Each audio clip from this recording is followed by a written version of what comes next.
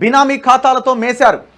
గొర్రెల పంపిణీ పథకంలో అడుగడుగున ఉల్లంఘనలే. అవినీతి నిరోధక శాఖ ఏసీబీ దర్యాప్తులో వెల్లడి.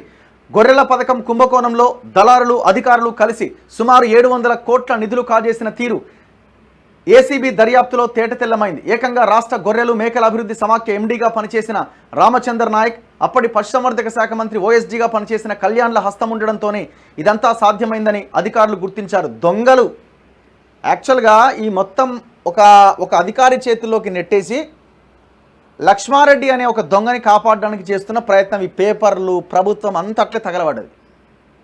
అసలు వ్యక్తి లక్ష్మారెడ్డి టోటల్ కేసీఆర్ కాళ్ళు మొక్కి కేసీఆర్కి శాల్వాలు కప్పి కోట్ల రూపాయలు కొల్లగొట్టి అలా కెనడాలో ఉన్నాడు. ఇట్లాంటి వార్తలు రాయించి ఒక గిరిజన ఆఫీసర్ని దారుణంగా అరెస్ట్ చేసి ఇప్పుడు మీరు ఆయన చేసిన తప్పేంటో మీరు చెప్పండి. ఫస్ట్ వివరాలు బయట పెట్టండి. ఆయన ప్రత్యక్షంగా దీని ద్వారా పొందిన లబ్ధి ఏంటో వివరాలు బయట పెట్టండి. ఇప్పుడు మేమేమి మొత్తం ఏమి చేయట్లేదు ఇంకోటి అనట్లేదు, మీరు బయట పెట్టాలి కదా. ఇప్పుడు ఆ రామచంద్ర నాయక్ గారు చేసిన అవినీతి ఏంటో ఆయన బ్యాంక్ అకౌంట్లో కానీ ఇంకే దగ్గర ఆయన ఆస్తులు కూడబెడితే అవన్నింటిని బయటకు తీయండి. 100 కోట్లు వేసుకపోయిన లక్ష్మారెడ్డి ఎక్కడున్నాడు? ప్లీజ్ ఆన్సర్ చెప్పండి. ఎందుకు లక్ష్మారెడ్డిని అరెస్ట్ చేస్తలేరు? ఎందుకు ఇంకా ఎస్సీ కార్పొరేషన్లో రిటైర్ అయిన 90,000 జీతం ఇస్తూ పెంచి పోషిస్తున్నారు, మేపుతున్నారు? ఎక్కడున్నాడు లక్ష్మారెడ్డి?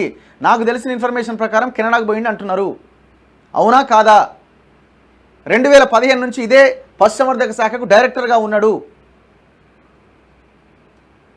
దీని వెనకాల రాయలసీమ ముఠా ఉన్నది. రాయలసీమ వాళ్ళ పెత్తనం ఈ పశుసంవర్ధక శాఖలో ఇంకా నడుస్తున్నది.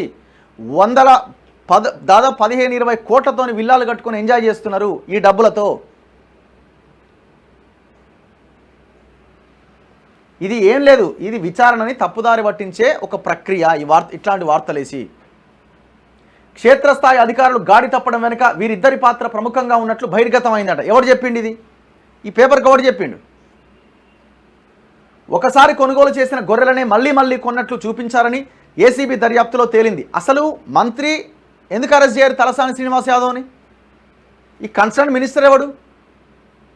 ఇప్పుడు ఆయన ఓఎస్డీగా ఉన్న కళ్యాణ్ హస్తం ఉంటే మంత్రిది లేకుండానే కళ్యాణ్ చేసిండా?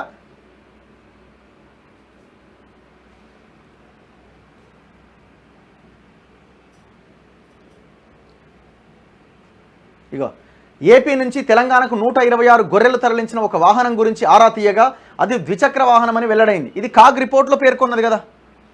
ఈ కుంభకోణంలో దళారులు మొయిదుద్దీన్, అతడి తనయుడు ఇక్రమ్ కీలకంగా వ్యవహరించినట్టు తేలింది. వీడు ఎక్కడ పోయిండు? దుబాయ్కి పారిపోయిండు. మొయిదుద్దీన్ డ్రైవర్ స్నేహితులు పనివారినే పెంపకందారులుగా చూపుతూ బినామీ ఖాతాలు సృష్టించారట. అరే ఎక్కడా లక్ష్మారెడ్డి పేరు లేదండి. మొత్తం వార్తలో ఎక్కడైనా లక్ష్మారెడ్డి పేరుందా? అసలు దొంగ లక్ష్మారెడ్డి అండి. టోటల్ ఈ గొర్రెల స్కామ్లో రాయొద్దని చెప్పిందా ఏంది? వాళ్ళు ఏమన్నా వాళ్ళ పెద్ద మనుషులు వాళ్ళ ఏమన్నా ఫోన్ చేసి చెప్పిరా? లేకపోతే గవర్నమెంట్లో ఉన్న ఏ రెడ్డి లీడర్ అన్న ఫోన్ చేసి అసలు ఆయన పేరు రాయొద్దని చెప్పిరా? ఏం అరాచకం అండి ఇది?